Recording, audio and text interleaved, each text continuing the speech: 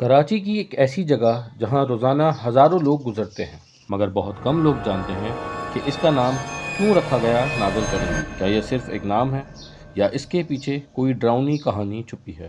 یہ ہے ناگن چورنگی، آج روشنیوں، شور اور ٹریفک سے بھری ایک مصروف چورنگی، مگر کبھی یہاں خاموشی ہوا کرتی تھی، ایسی خاموشی جو خود ایک کہانی سناتی ہے۔ 1960 اور 70 کی دہائی میں جب یہ علاقہ ابھی مکمل آباد نہیں ہوا تھا، چاروں طرف ویرانہ، گھنی جھاڑیاں اور سنسان راستے۔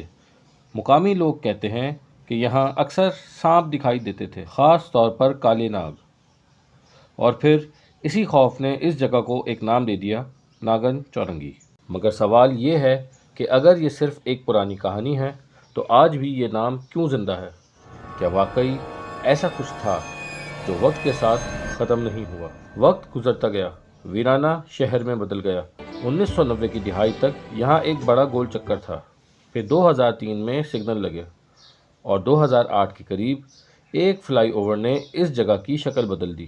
آج یہ کراچی کے مصروف ترین تجارتی اور ٹریفک پوائنٹ میں سے ایک ہے، جہاں ہر لمحہ زندگی دوڑتی ہے، مگر اس دوڑ کے بیچ ایک نام اب بھی خاموشی سے ماضی کی کہانی سناتا ہے۔ لوگ آتے ہیں، گزرتے ہیں اور بھول جاتے ہیں، مگر ناگن کا نام اب بھی وہیں کھڑا ہے، جیسے وہ کسی پرانے راز کی حفاظت کر رہا ہو۔